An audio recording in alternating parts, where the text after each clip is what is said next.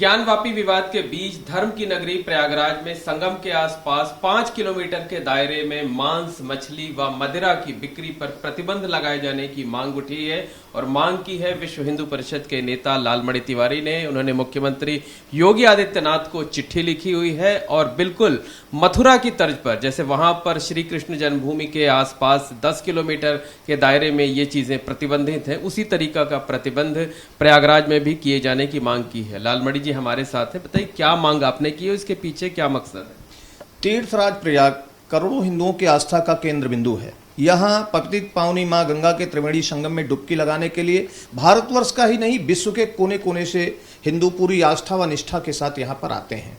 और जब वो प्रयागराज की धरती पर आते हैं तो अंडा, मांस, मछली, मुर्गा जब रोडों पे देखते हैं कटता हुआ या दारू की दुकान देखते हैं तो उनकी आस्था को ठेस पहुंचती है। इसलिए मैंने उत्तर प्रदेश के मुख्यमंत्री माननीय योगी आदित्यनाथ जी को एक पत्र भेज करके ये निवेदन किया है कि जैसे आपने मथुरा में पहल करके ब्रज क्षेत्र में मांस, मछली व मदिरा पे प्रतिबंध लगाया है, उसी प्रकार से तीर्थराज प्रयाग जो संगम का अपना पवित्र पावन क्षेत्र है, उसके 5 किलोमीटर के परिधि में पूरी तरीके से मांस, मछली, मदिरा, अंडा के क्रय विक्रय व उसके सेवन पर प्रतिबंध लगाएं।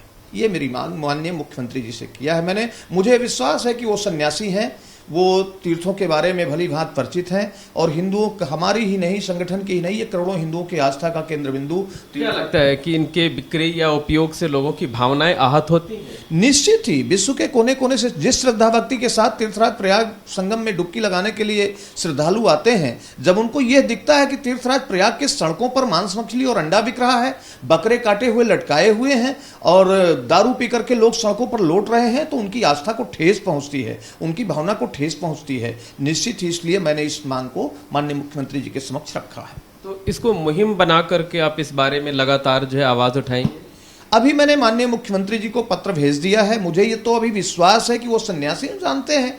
निश्चित ही उन्होंने मथुरा में तो स्वयं पहल करके इस पे प्रतिबंध लगाया है, तो मुझे ये विश्वास है कि माननीय योगी जी तीर्थराज प्रयाग माघ मेला क्षेत्र के, संगम क्षेत्र के 5 किलोमीटर की परिधि में जल्द ही शासनादेश निर्गत करवा के इस पे प्रतिबंध लगा देंगे। अगर जल्द ही ऐसी कोई कार्रवाई नहीं होती है तो हम फिर से पत्र लिखेंगे और जहां जहां जो उचित फोरम होगा वहां पर अपनी मांग रखेंगे।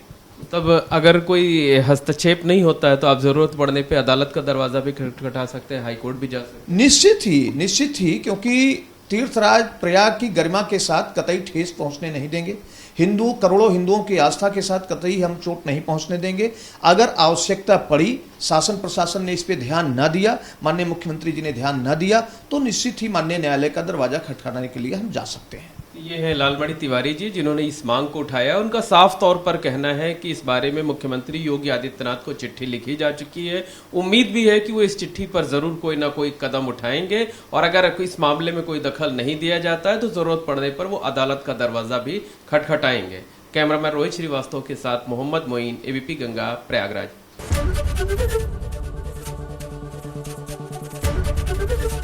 एबीपी गंगा, खबर आपकी, जुबान आपकी।